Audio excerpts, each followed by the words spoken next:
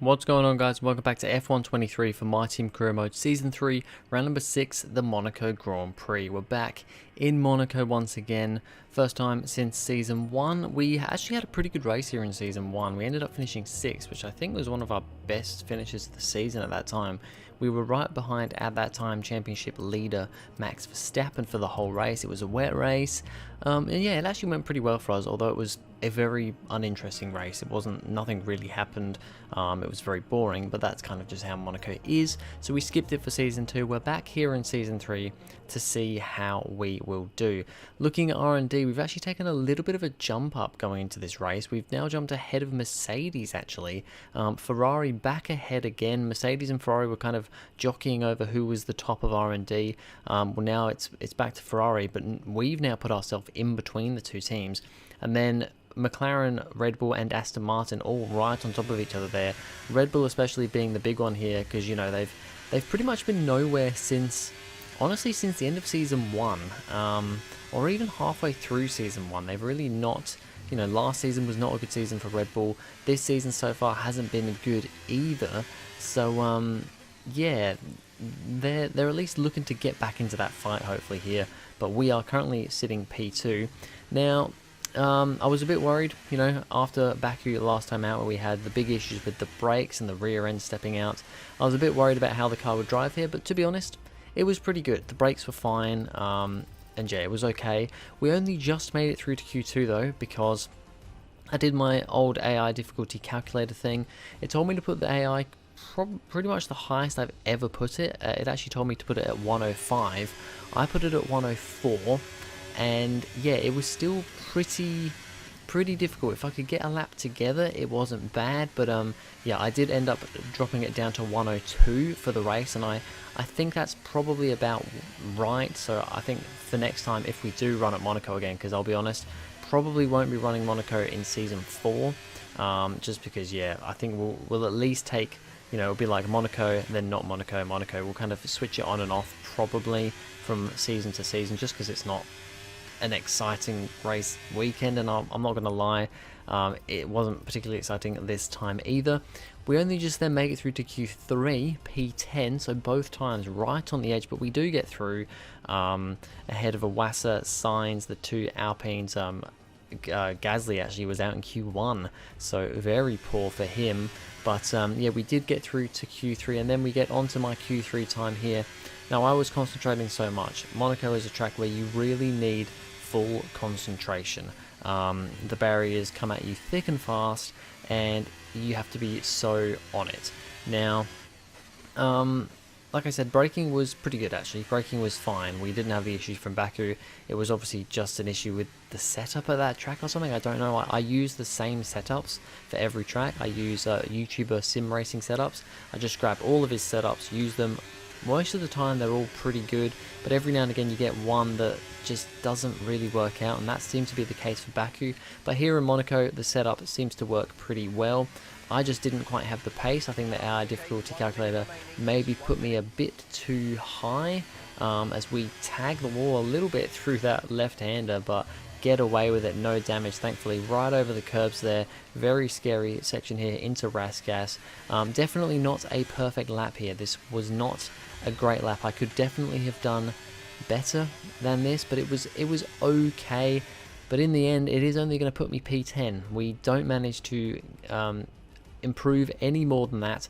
Alonso's up there in P4. McLaren looking strong with Lando Norris in pole position with Hamilton on the front row with him. Tsunoda outscoring home hero Charles Leclerc here in Monaco, so that's pretty big as well. Tsunoda's doing a very good job at Ferrari when he's not crashing.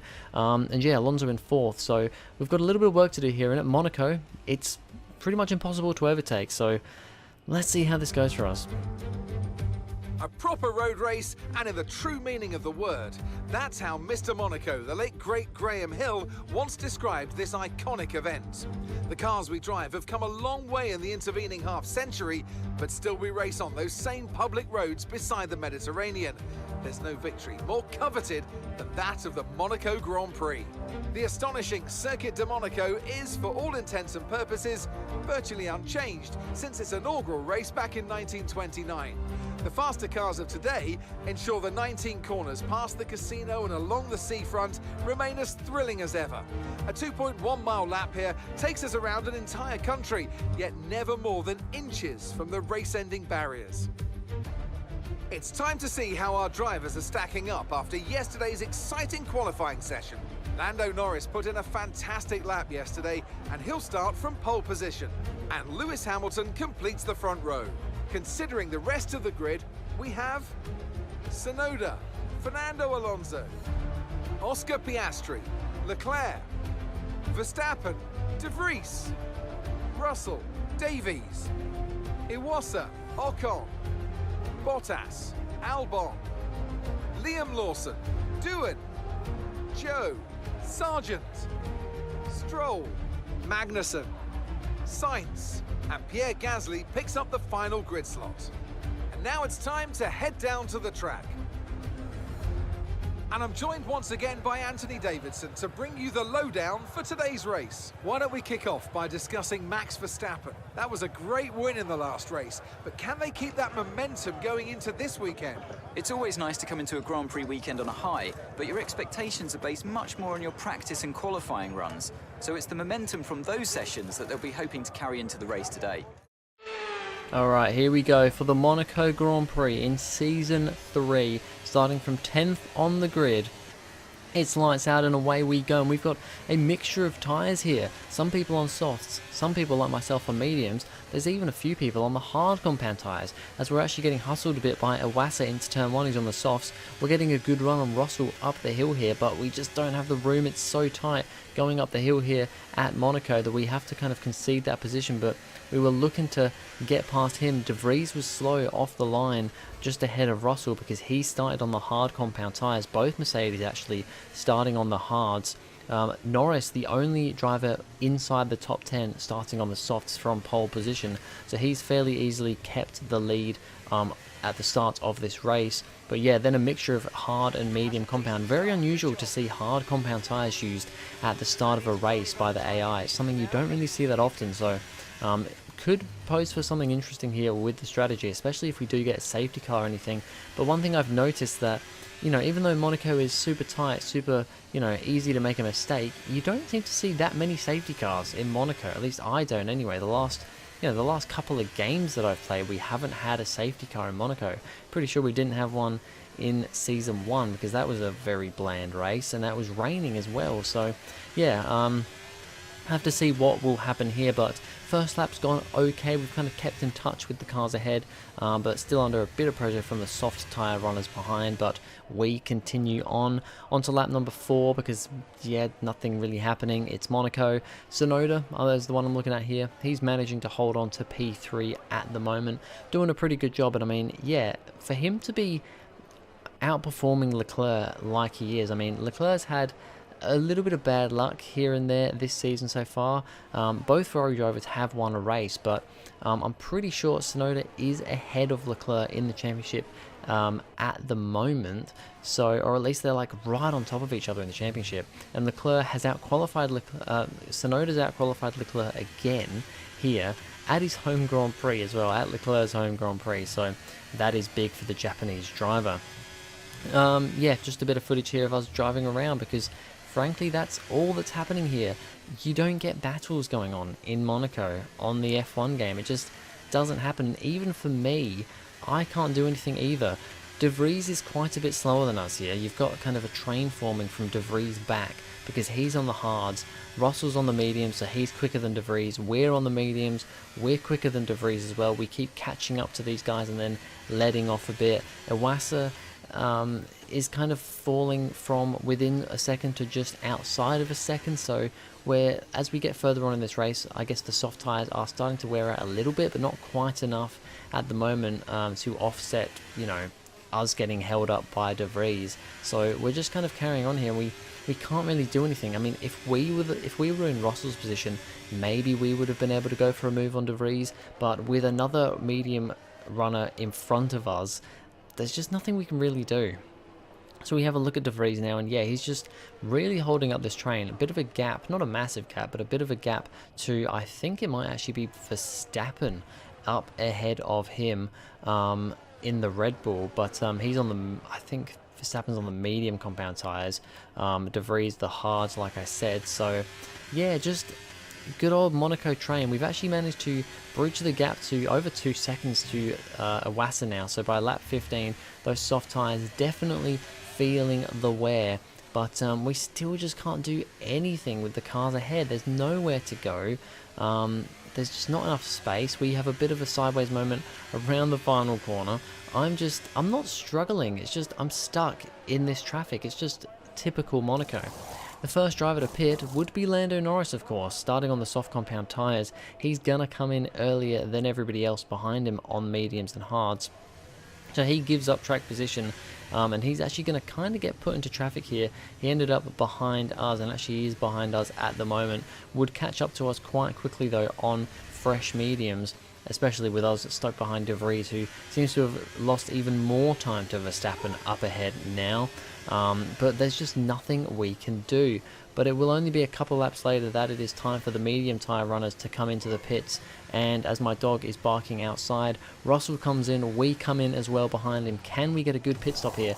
Maybe jump him in the pits. That's the only hope I'm having right now. We're stuck for a little longer than I hoped, though, because Russell is coming up behind us, and we actually end up kind of coming out of our pit box and going into him in ghost mode. Logan Sargent's out of the session. We'll see why that is in a moment. But we come out of the pits here. We've got Iwasa on the right there, and we've been undercut. We have been undercut by Iwasa. That has not worked out well at all. But then he goes really wide at this next corner. We're going to see if we can have a little look. We're going to switch back to the inside, but massive rear end kind of spin there, and we just can't get back past. And we're now behind Iwasa. So this hasn't worked at all. We've been undercut by Iwasa. We're still behind Russell.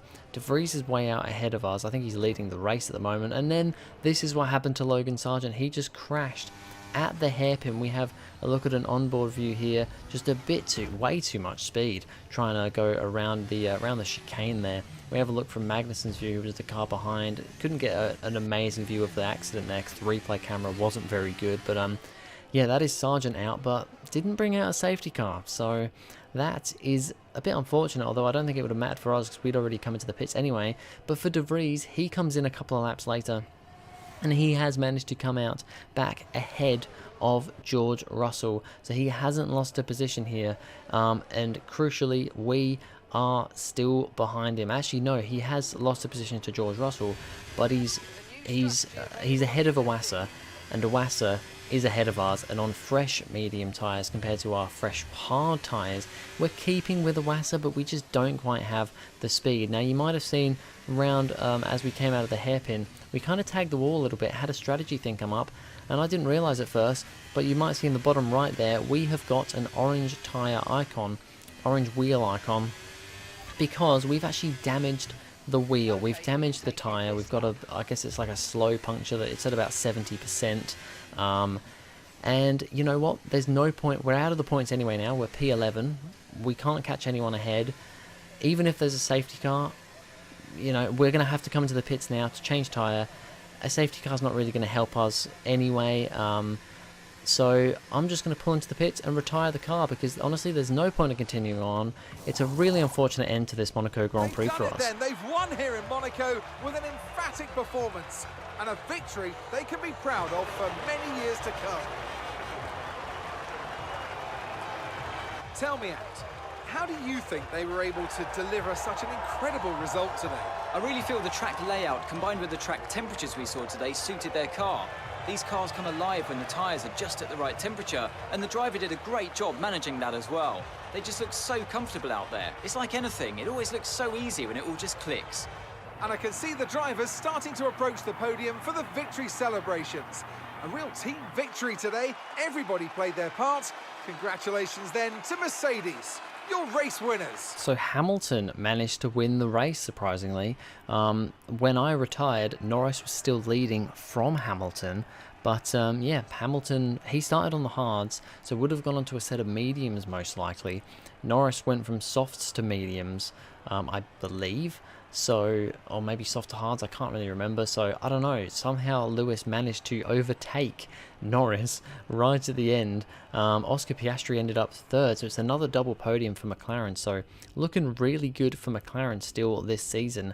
Alonso ended up P5, so I guess Piastri was the one who managed to make up positions there, starting from further back. Tsunoda down to P4, so he doesn't quite manage a podium. You can see Leclerc isn't even there in the top 10. He had another DNF, so it just gets worse for Leclerc. He's having a similar sort of season to us in a lot of ways.